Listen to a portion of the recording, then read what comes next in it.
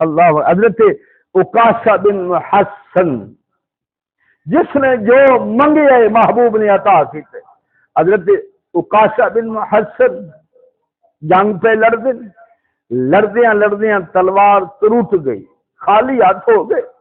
حضور دی بارگاہ چاہے سونا اور پتہ ہے نا عکاشہ بن محصن کو سرکار کو تلوار سے کوئی نہیں. تو عکاشہ بن محصن گیا دن سونا تلوار چاہیے، کی چاہیے؟ تلوار چاہیے.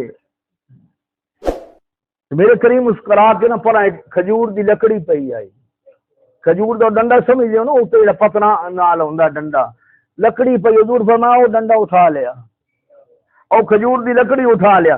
عکاشہ گئے اٹھائی تو کھجور دی لکڑی آئی، لے کے آ رہے ہیں کھجور دی لکڑی آئی، سرکار نو پیش کرن لگے تو کھجور دی لکڑی آئی.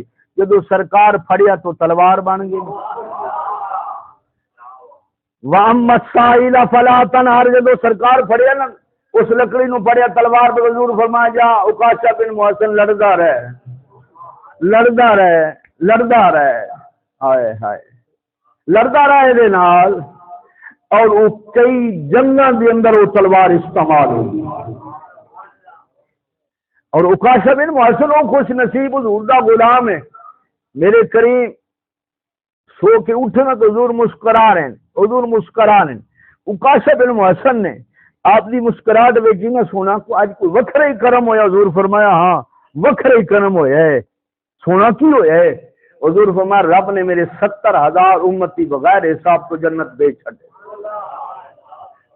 میں دیکھ رہا کتنے 70,000 جنت دے اندر جا رہے ہیں بغیر حساب تو جا رہے. تو عکاشہ بن محصن اولو جی ہاتھ بچے سونا میں بھی انہوں نے شامل کر دیو. وَأَمَّا السَّائِلَ فَلَا تَنْهَرْ میں بھی انہوں نے شامل کر دیو. میرے کریم ہاتھ